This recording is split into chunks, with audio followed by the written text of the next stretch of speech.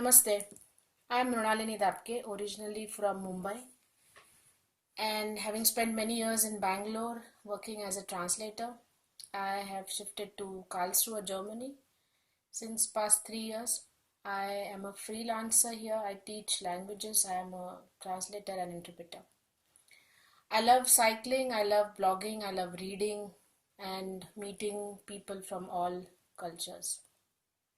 I thank Malti and Bhogya for giving me an opportunity to talk about my grandparents in Samarpanam and to introduce them to you all. I have written a small write-up on my grandparents where you will get to know who they were and how are they important in my life. And the title of the write-up is an ode to grandparents. I am very well aware that ode is a lyrical poem, but it was impossible to write everything in a form of a poem. Everything that I feel for my grandparents could be written only in a prose form. So here's presenting you the write-up about my grandparents, and I hope you all like it. Thank you.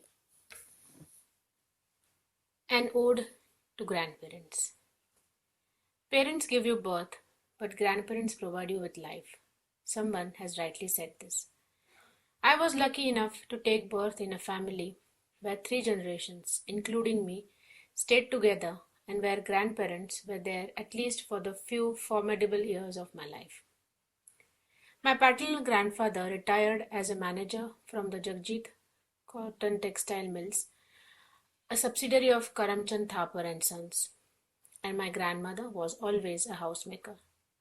He had the decision-making power, and her territory was the kitchen. My paternal grandfather had just passed his 4th standard examination when he started working in a mill at Jalgaon. And by this hard work and grasping power, he rose to the level of a general manager in a textile mill.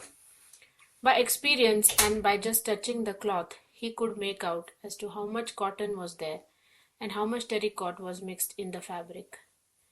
Being born during Diwali time, I was named Deepa by my grandparents, and they left no stone unturned to give me the best of everything. Why not? I was born after 11 generations of boys in the Velankar family. As my parents were working, my grandparents took care of me, my school, my tiffin, my homework, and my sports activities, etc. They were deeply involved in whatever I did. My granddad, whom I fondly called Abba, always wanted me to study hard and achieve good heights in life.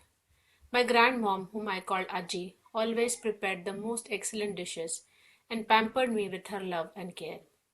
Whenever I thought that I would get a spanking from my parents for some mischief, my grandparents had my back. They never scolded me or shouted at me. They were patient with my every prank and never had any complaints about whatever I did in those days. They read stories to me and also taught me to say prayers in Sanskrit, for example, Ram Raksha, Maruti Stutra, etc. Abba was very particular about his health. He never had junk food in his life. Fried food was never his favorite. He always said, something that tastes wonders to the tongue is not suitable for health. He spent 2 hours doing yoga every day. He went for a walk every morning for about 7 kilometers. He read a lot. He made notes and he knew everything that was going on in the world. He never visited a dentist till the end of his life. He had all his teeth intact at the time of his death. He donated his eyes and body to an institution so that medical students could study it. During the last days of his life, he used to tell people coming to see him that he will see that nobody took leave on his last day, as his last day had come very near. And it happened to be a Sunday, just as he had wished. My generation was a blessed one to have grandparents. Most of my friends had a set of grandparents. Now when I think of it, I have no words to thank them enough. My granddad did not see me get married and have a child, but my grandmother always lived with the hope of seeing her great-grandson or great-granddaughter. She prayed every day for me and inquired about my health, even sent me goodies which were only her trademark items and which no one else in this world could make. My maternal grandfather was a radio officer, but he was ill for many years, and hence I saw very little of him and couldn't bond with him as I did with my paternal grandfather. My maternal grandmom was a strong lady, and she worked with the income tax office. I visited her in the summer holidays and stayed with her for 2 months. She took care of me, took me to the famous Chowpatty beach in Girgaon, which is in Mumbai, took me to movies, to the children's park, etc. Till I went to college, I visited her in my holidays and had a good time with my maternal uncle and with her. But after I moved to Bangalore, those days just became memories. I lost my paternal grandmother in September 2017, just before coming to Germany. I think she knew that we wouldn't be able to see each other again if I left for Germany. I was by her side when she passed away.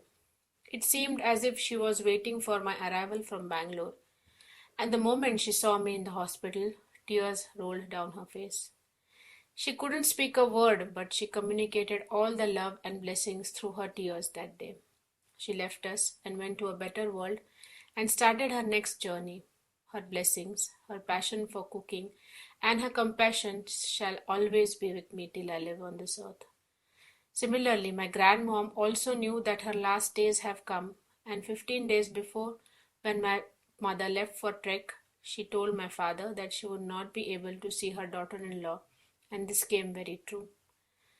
My maternal grandmother left us in April this year. She spent only the last 15 days of her life on bed. She was a great devotee of Sri Ram, and she always wished for a painless and quick death. She led her life with grit, determination, and a smile.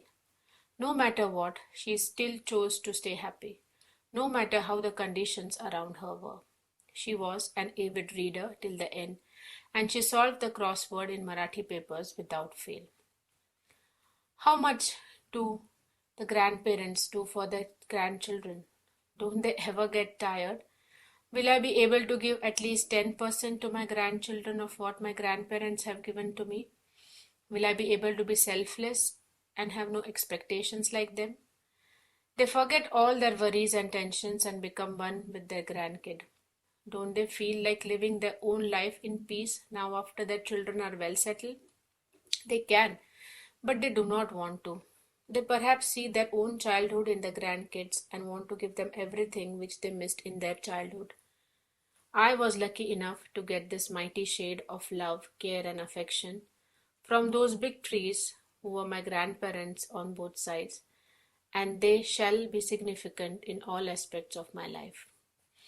I'm today what I am because of my grandparents. The lessons they taught me in all walks of life, consciously and unconsciously, have led me to a better person, to be an open person, to be able to choose to be happy in any circumstances, to be a responsible mother and a woman. I can go endlessly like this. I thank my grandparents for having enriched my life, and I couldn't imagine my life without them. Thank you, Aji and Abba, from both sides, to have brought me into this world and for giving me that special place in your life which a grandchild would always want to. I shall always remember you as loving grandparents, and I miss you. Thank you very much.